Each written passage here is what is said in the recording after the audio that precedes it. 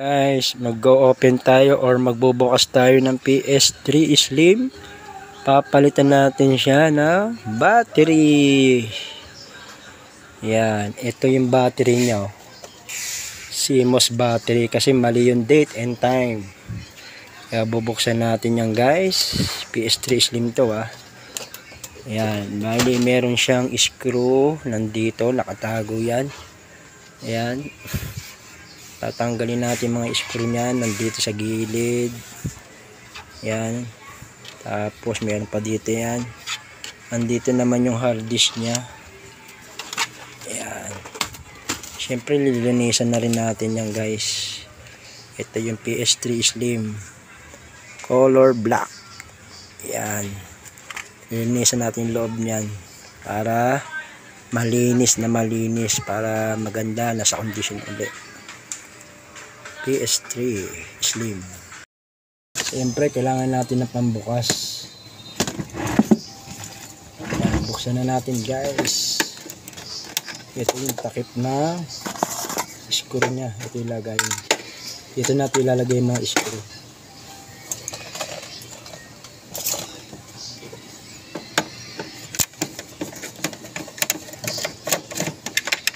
Ayan haba yung screw nya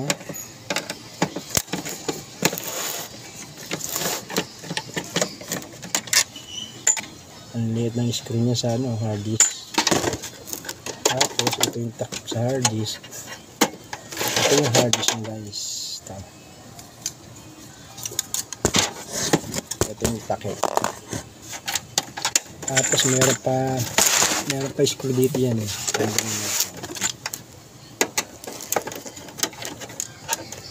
Yun, natanggalan natin yung screw niya. Angat natin yung takip. Yan yun yung takip niya. Yan guys, lilinisan na rin natin. Ito yung pan niya. Yan yung pan na yan. Ito yung power supply, DVD-ROM. Yan, lilinisan na rin natin siya. Siyempre, kailangan natin ng brush.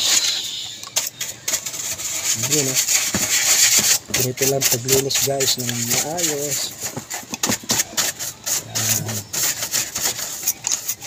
Pag lang ng pagpag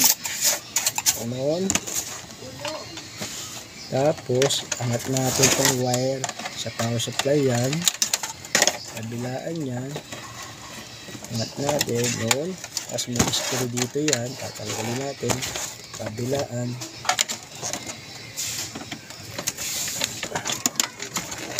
Buti natin ang power supply yan ganyan kalaki yung power supply ng PS3. Tapos dito yung lagayan ng suksukan ng power cord. Yun Tapos ito naman tatanggalin natin yung DVD-ROM. Natin guys.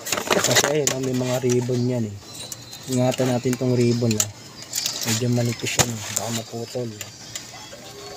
Yun ito na yung DVD-ROM niya. Dito pinapasok yung CD.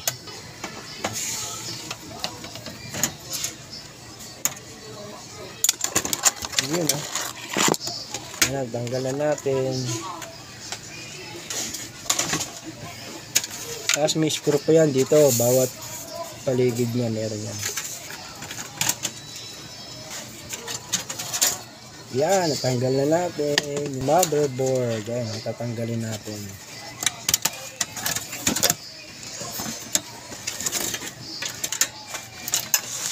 Yan ang motherboard. Naku, tuyo na yung thermal paste niya. Lagyan na lang natin ito mamaya at konti.